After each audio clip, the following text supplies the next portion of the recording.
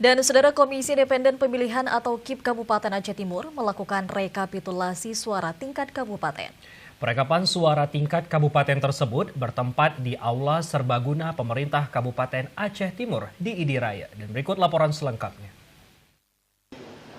Pembukaan rekap suara tingkat kabupaten ini selain dihadiri oleh seluruh PPK, juga dihadiri oleh Ketua Parpol serta Forkompinda.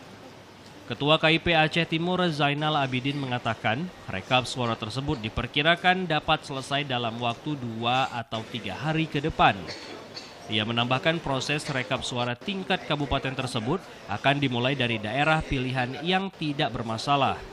Pasalnya ada 2 kecamatan yang saat ini sedang bermasalah, yaitu PPK Simpang Ulim dan PPK Perlakota yang dilaporkan oleh caleg ke Panwaslu dan masih dalam proses penyelesaian. Adapun setelah perekapan nantinya selesai, pihak KIP Aceh Timur akan melakukan pleno hasil perolehan suara dari kursi DPRK untuk masing-masing partai.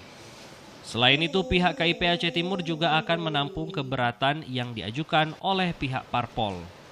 Saya pikir kondisi beliau sangat aman, ya, kondusif, tidak ada laporan ataupun gejala-gejala yang lain.